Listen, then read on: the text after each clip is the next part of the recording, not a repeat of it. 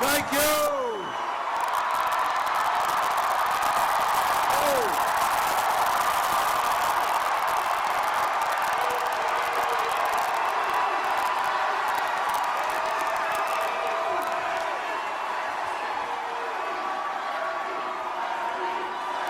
Thank you. Thank you very much. Oklahoma City, thank you.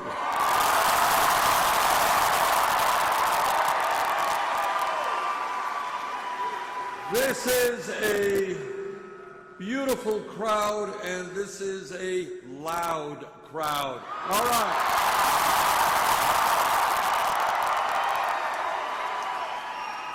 Let me thank Hannah Wolf and powwow dancers and horse thief. And let me thank Representative Mike Shelton and former Senator Connie Johnson for their very generous introductions. But mostly, let me thank all of you for being out this afternoon. This is a fantastic crowd.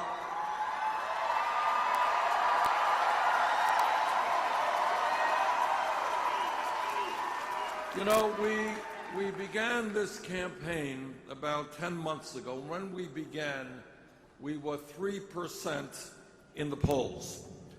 We were 50 or 60 points behind Secretary Clinton. We had no money, we had no political organization, and we were considered a fringe campaign. A lot has changed in the last 5 months.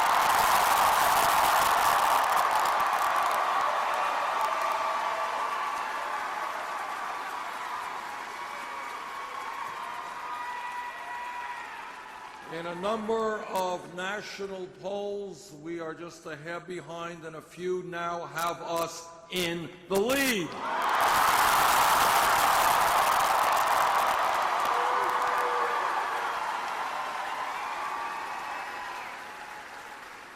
As all of you know, on Tuesday, Super Tuesday, over 800 delegates in 11 states are going to be selected.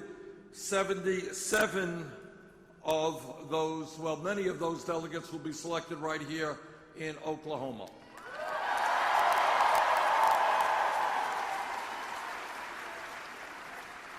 And I hope very much you will be participating here in Oklahoma on Super Tuesday.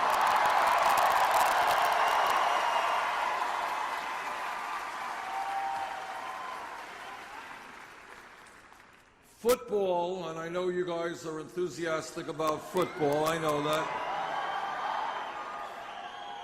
Football is a spectator sport unless you're out on the field. Democracy is not a spectator sport.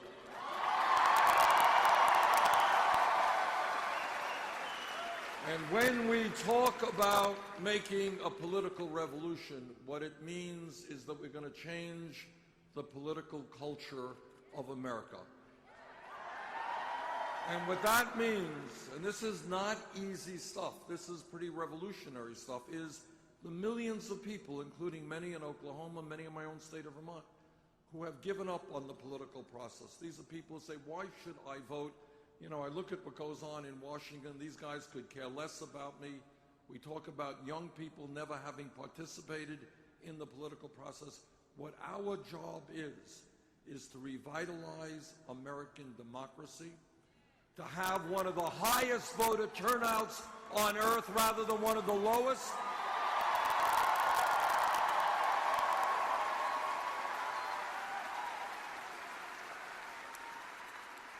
And to make people understand, I know that here in Oklahoma you got a whole lot of veterans, and we thank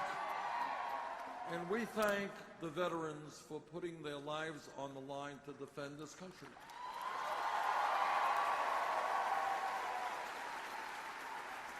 And when we talk about defending our country and our way of life, what we are talking about is defending American democracy. We do not defend American democracy as citizens if we do not vote.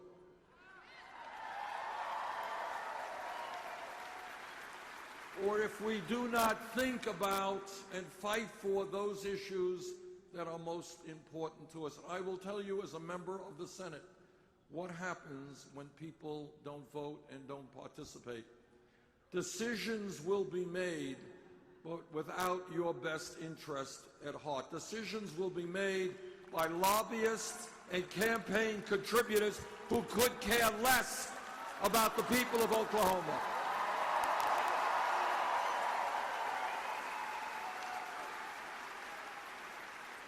So what it all comes down to is not a very radical idea. What the political revolution means is that millions of people stand up and say loudly and clearly, enough is enough.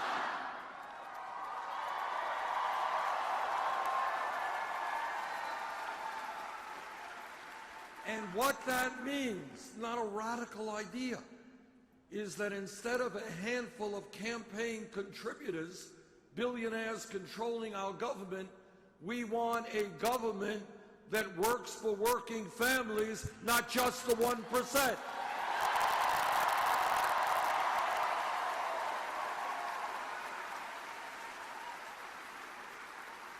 But that is not an easy fight, because Wall Street and corporate America and the wealthy campaign contributors, they have enormous power. They would prefer that you don't vote. They would prefer that you not get involved in politics so they could continue to give tax breaks to billionaires and send our jobs to China and other low-wage countries. And our job is to tell them they will not continue to control this country. It belongs to all of us.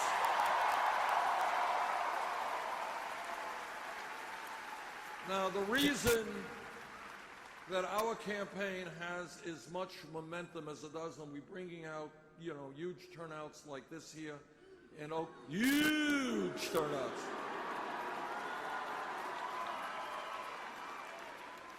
Is we're doing something very unusual.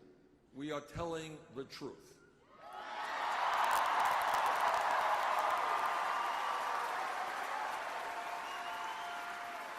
And sometimes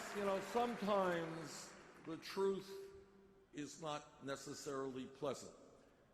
But we as a nation cannot go forward unless we understand honestly and truthfully what is happening to us today. And that's what this campaign is about. And this campaign is gaining momentum because instead of listening to people who contribute to super PACs, to billionaires, we are listening to the American people, and we are listening to you.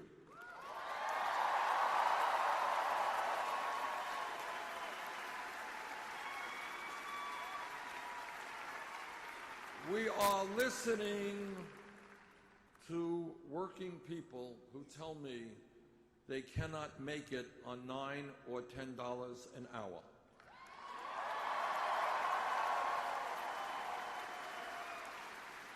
That they are working longer and longer hours, but they still do not have enough money to take care of their families.